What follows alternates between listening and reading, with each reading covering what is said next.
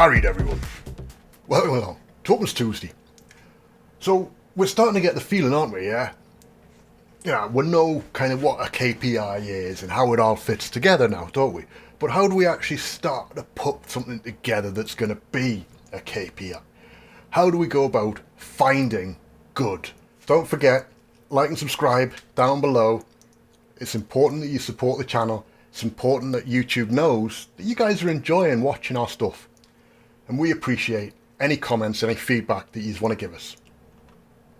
So the first thing we've got to do is remember the three key areas in there. So we've got the people, the process and the tooling.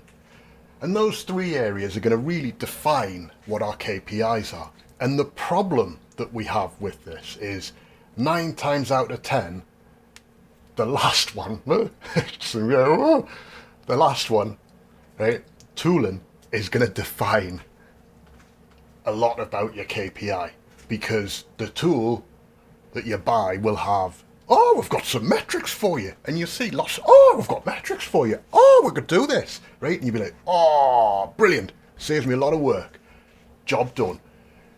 The risk is that if that tooling metric isn't going to support your people and process, it's not going to help you. So it's something that we need to be thinking about. We need to be aware of that. So people, process and tooling kind of need to be all aligned like a little triangle kind of thing, and everyone needs to be happy and comfortable and able to sing Kumbaya and all that, right? But people, process and tooling have to align for success in your KPIs.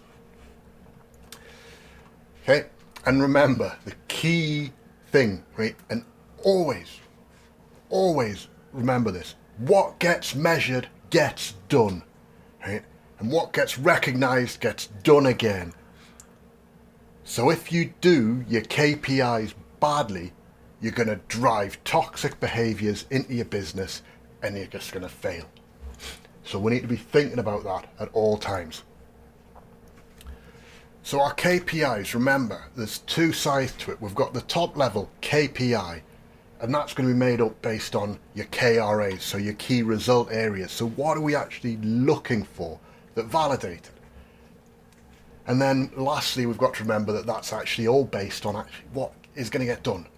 And the what gets done is the difficulty. Because what we want to say is, this is how our process is going to be executed. This is how people are going to do the do. This is what we want them to do, right? And the problem that you find is that if the KPIs and the KRAs aren't right, they will drive what's done as opposed to what's done driving success in your business. Okay? So that's the key piece we need to think through. So let's talk about this, right? The process that we need to go through, what we need to be thinking about. So if we were looking at a business, a retailer business, right? Online retailer, for example, let's just do that. Say that for now, right? So we're going to have sales and we're just including finance in that for now, just to be simpler, right? So they're going to have units sold, total sales amount. You're going to have your warehousing side. So they're actually going to be dealing with the units that are shipped. How many orders were shipped? How many of them were shipped on time? It's probably quite a nice little metric to think through. Then you're going to be talking about your training. So you've got your staff onboarding, you've got your staff who've been trained. What assessments are you doing? Is that based on, there's a test that they need to pass? Or is there something else? Is it something that they might give feedback as to how they feel the training went? Okay. And what you really need to understand is that KPI, those key performance indicators, are likely going to be amalgamated up from there. And this then brings us to the next piece that we need to be aware of. Right? Infinite regression. What? Right? And the phrase for infinite regression, I love it, because it's just like such a weird phrase when you hear it. It says turtles all the way down. You go, what? Right? And it's from, there's an ancient, I think it's Hindu view of the world. It was copied, some might say, well, definitely would say, by the author Terry Pratchett. So it's kind of like the disc world. So like the world's a disc on the back of 4 elephants, and the elephants stand on the back of a turtle. And it comes as a quote from a person was interviewed by a reporter and was given, this is my view of the world, this is what I believe. And they went, well, so what's the turtle standing on? There's turtles all the way down. Okay, so turtle standing on a turtle, standing on a turtle, standing on a turtle. That was their answer. The key thing with this is that with infinite regression is what we're talking about. So units sold, for example. Well, how are they sold? Are we then talking about by channel sales? Are we talking about then when it's channel sales? Are we talking about experience levels? Are we talking about volume of sales? You can keep looking and unpacking your metrics and your KPIs and go down and go down. What you need to do and what we need to understand is the goal of these is to have quick, at a glance views, because these are performance indicators. It is an at a glance view. It's not about detail, it's about an at a glance. I need to be able to know, is my sales organization going well? So we would probably have targets for them, and those should be as global as possible in terms of £1 million in sales a year or a month or a week, whatever it is we're doing, right? Say a month, we're a big retailer, we're great, right? £1 million of units, total sales amount per month, right? Great. Tick. We're making it, we're not making it. We can understand that. Right? Your warehouse, you might well do this, shipped on time might be a good one to go with. You might have, but you would need to then balance that, because what you would need to understand is that the late shipping isn't building up. Because once again, we talk about people want to be good. Right? And good would mean we've shipped it on time, or we haven't shipped it on time. Right, well, if we don't ship it, it's never going to appear on the metrics. So if they get lost in the warehouse, that's not such an issue. Or, oh, we're going to have a really bad week this week. Let's just hang on to these for another bit longer, and we can trickle them back through so that they don't really negatively impact our metrics. That sounds like people go, what? Right? Something like that will be happening everywhere that you have on-time metrics. Okay? Not to the same extent, I would hope, but you will find stuff like that goes on. People will consciously think, I cannot now do this because it will negatively impact me. So be wary of on-time percentage metrics for that reason.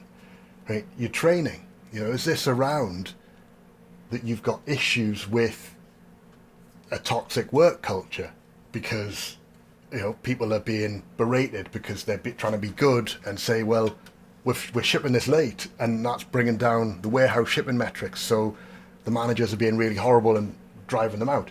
So is your turnover rate really high, which is then going to mean that your staff training percentage or numbers are going to be quite high. So that presumably, by definition, is going to go beyond just your training team. There's something else in there. If we're having to do and deliver onboarding training for hundreds of people every week, we've got an issue because our throughput, our staff turnover is too high. So there are things that you need to think through, and there is awareness that you need to bring to the table about what does good look like within your business. So what do you reckon then? The nature of KPIs, and especially the infinite recursion that starts to step in, is a big reason why, for me, Power BI is the tool of choice for a business. Looking at other tools or other options that I've gone through, I haven't found another platform that enables you to pull this much data into a single data model, and the ability to pull everything we've talked about with this. So our sales, we'd have your sales team report data in a data model. We'd have the warehouse data, so actually what's going on, what's the system telling us, how many orders, what's happened now, what's open now. Being able to bring all that together, potentially even now using stream analytics to say actually what's open, which orders have gone through, both from a sales perspective and from the warehousing teams. Training, where's going on with that? HR, bringing in that staff throughput. What's your staff turnover rates looking like? Your finance, invoices paid. orders that we're bringing in. So what do we need to get from our suppliers to fulfill our orders? All of that, being able to combine all that together into a single data model, I haven't seen another platform be able to deliver and serve that up. I'll be honest. That's the differentiator for me. That's where it just changes. And that capability of pulling everything into one, it's not something that'll happen. It won't be, yeah, we're going to do it tomorrow, right? It's not, right? You will start, pick an area, start, right? And invariably you'll start with your sales. What's our sales orders looking like? And then from sales, you might say, well, let's start looking in and pulling in and plugging in some of the elements from the warehousing. You might even go down the route of saying, well, we're going to just have them as 3 different data models for day one. And then over time, over a 2 to 3 month period, maybe even longer, you start to draw the links between the data models and draw them together, because you're going to find there is commonality. Your sales team are going to have order numbers. Your warehousing and your order fulfillment are going to have order numbers. So you've got order IDs that are in the 2 data sets. So that's a straight strand to link those together. And then from that linkage, we can start to then say, well, who's selling it? Which we're going to have a salesperson ID, because presumably we've got some way of crediting that, Steve sold this much, but Janet, now she's the sales queen, right? We're going to have someone like that. All of this comes together then with your HR and with your training team, because they're going to know who they've trained. So it all, you start to find the pieces fall into place, and then you're not limited by the technology. The platform will cope. If you think, we've got the New York taxi data set that we've done 325 million rows of data. We're able to cope with that. There's been nothing to stop us limiting that down. Realistically, if we were doing this as a business, as a proper company, I'd be saying, right, 325 million rows, we need to be looking at pushing into the premium on some description, or taking it even out of Power BI service and using Azure directly. So we'd use Azure Analysis Services, which would allow us to host much more data. But with premium, you can now get up, with the premium, not the capacity, I think the capacity-led premium rather than the premium per user, you can get up to 400 gigabytes of a data model size. And, our 325 million rows is less than a gigabyte. So you can kind of do a lot within the space.